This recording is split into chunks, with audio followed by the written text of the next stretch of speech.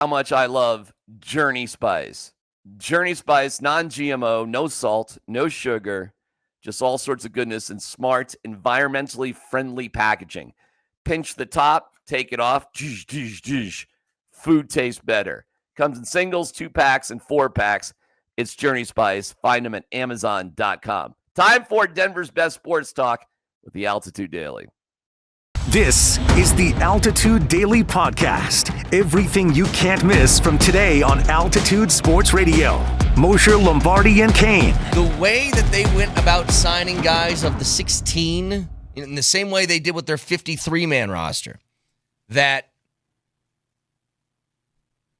you can tell where they value things by where they stack the depth. They put a lot of depth on the interior defensive line, and they put a lot of depth on the offensive line. 9 guys in the offensive line, 7 in just the interior on the D-line on defense. They want trenches, and they want the ability to rotate guys through on defense and have backup options on offense.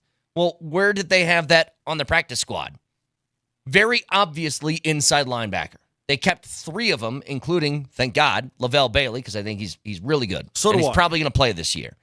But not to mention, they have 3 guys on practice squad and Drew Sanders on IR, who's also going to fit into that role.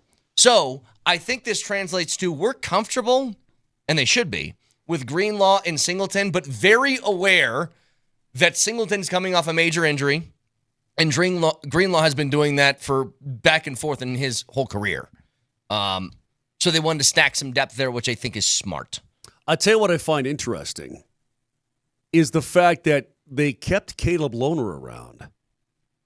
And, I mean, he is a project. There's no doubt about it. Not all practice squatters are created equal. Some are one play away, others are seasons away. He's more of a he's a project is what he is. But very interesting they kept him around. They're like, hey, we see enough in this guy.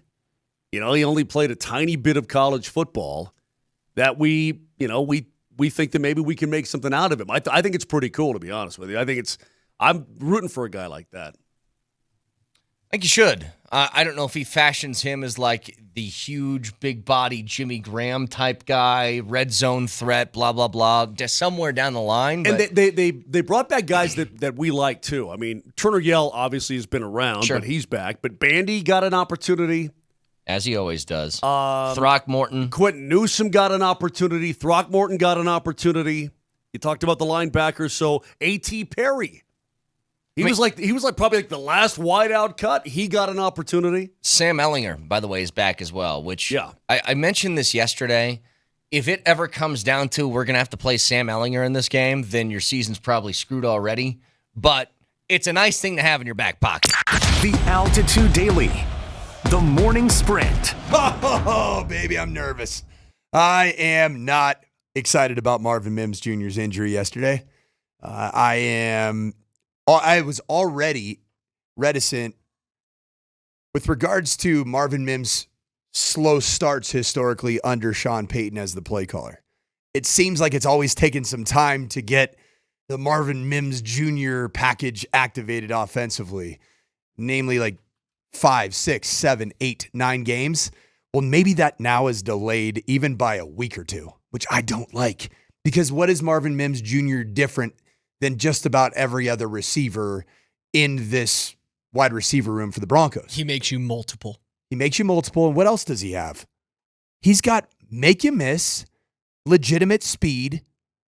He's got shiftiness. He's got the ability to get out in space, and he is your best screen runner. Who's your screen runner right now? If Marvin Mims Jr. isn't available as a screen runner, I don't know. Elevate Michael Bandy up to the roster. That dude loves a tunnel screen. and he loves one beers, I think. Loves a tunnel screen. He does love a tunnel screen, no doubt. He loves some red zone action too. Yeah. He loves a choice route. Big Renfro guy. How about Renfro got cut? Well, the Hunter Renfrow got cut from his return with Carolina. That's correct. Yeah. With the Panthers. And Renfrow last year, I didn't realize he was battling like a nasty gastrointestinal issue. Renfro's had a lot of issues, just life issues. Right, like to the point where he didn't think he was going to play football again. All right, before we do the is it Justin Renfro or Hunter Renfro? Hunter Renfrow. There you go. Before we go down and do the Hunter Renfro show here in Denver, Colorado, Back to Marvin Mims. He's a guy who probably likes a tunnel screen. He does. I don't love this. I don't love the fact that he did not finish practice. You're getting close, Raj. This is not the Alex Singleton. You got 8 weeks until you play a game. Just cast it up. Dude, I despise soft tissue injuries when I'm coaching football and my receivers, running backs, defensive backs have soft tissue injuries. It just plagues them, man. It lingers. It's not something you just snap your fingers and it just goes away. The Altitude Daily. Columbus, Hastings, and DMAC. Adam, what is going on with Micah Parsons? Isn't that interesting, right? Holy moly. Like, this has gone on all off season, and now we're at a point where we're waiting to see if the two sides can get it done. The Eagles, let me remind you, open the season 1 week from tonight in Philadelphia, or the Cowboys do, against the Eagles. And Micah still is in practice. He was in California visiting a back specialist. They said they don't want to trade him, but they also have not had any discussions about a new contract since late March, early April. Nothing's gone on. They have talked to some teams about a potential trade. They say they don't want to trade him, but they have talked to teams. So, we'll see what comes of this, but I would think it's going to come to a head here relatively soon. I don't know exactly when, but relatively soon. Yeah, the reason why we are very interested in Denver about this is there's a belief that the Nik Bonitto deal won't get done until the Micah Parsons deal gets done first. So, in fact, George Payton was asked about that this morning and said we're going to keep that to ourselves. He wasn't going to spill the beans on it. But that question was literally asked of George Payton this morning. Does that make sense to you that there is some sort of dominoes that may fall in that direction? You know what? I don't know. First of all, you got Mike out there. Like, it's always possible the Lions could extend Aiden Hutchinson before the season. There's been talk about a new deal there potentially. So, again, Nik Bonitto's been great. Is he going to get what Micah and Aiden get? I don't know about that. So I guess the numbers go up. So if they get a big number and he comes in under that, right? I guess that's okay. Exactly. Like, yeah, Micah Parsons gets, I don't know, what are we talking about, Adam? Give me a number. Give me the top number. 43. 43. Wouldn't Nik Bonitto want 36? Or something. 32. Whatever. Where right now you could probably get 27. But by the way, if I'm Denver, I'm just going to say right now, Trey Hendrickson just took 30. Yep. Well, right. Again, Sort of. I mean, to keep him happy. but he's getting paid 30. Yeah. Oh, well, Right, I've said and by the way, Max Crosby's at 35. Oh, we know.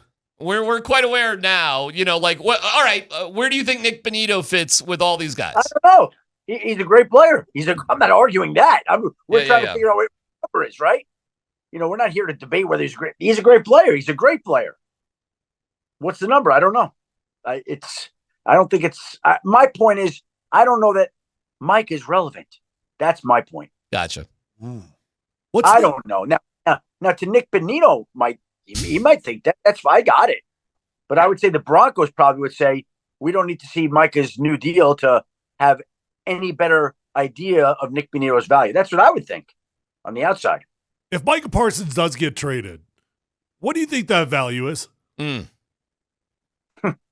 Well, I think the simplest way to look at it is if we go back, I think it was about 7 years ago, the Raiders traded Khalil Mack on a Saturday before Labor Day, before the season began. And just take out that deal, and I think that's the starting point. That's the starting point for a deal. They're about the same age. They are of similar talents. They are elite players.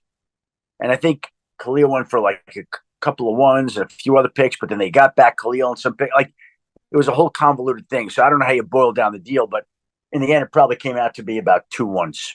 The Altitude Daily. Kretman and Lindahl. I believe the Broncos would love to, and I'm reading the tea leaves here. I think the Broncos would love to slot Nik Bonitto right between Trey Hendrickson and Nick Bosa. Yep. I bet the Broncos would look at that and say that's a fair place to put you. You don't have a massive sample size of greatness. How's $32 million a year? Now, if you're Nik Bonitto and you were a second-team All-Pro last season and you were in for basically one series of the preseason and you looked absolutely dominant and you've had a great camp, although you had to have the bone spur surgery. If you have a great secondary behind you. Yeah, and if you're Nik Bonitto, you're thinking to yourself, I'm not a Crosby, I'm not a Bosa, I'm not a Hendrickson. I'm a TJ Watt. I'm a Myles Garrett. I'm a Micah Parsons. That's what I am as a football player. Then you're thinking about getting a payday north of $40 million a year. Yeah. That's substantial. You're thinking of hanging out and just trying to do what you can do this year and let the chips fall as they may, I guess. Okay, so here's another way to frame everything that I kind of just laid out for you, Andy, is you could sign now and you're probably going to be 30 mil plus. Or you could wait, you could dominate, you could get franchised after this season, but you could sit around and wait for your $40+ million a year payday. Yeah, man, it's tough because I'll tell you what, that franchise just got a lot more expensive with this thing. Because remember, the franchise tag's the average of the top 5 deals. Yeah. So that, but also he's not going to pay on the franchise tag. They can franchise him. He's not going to play him. Sure.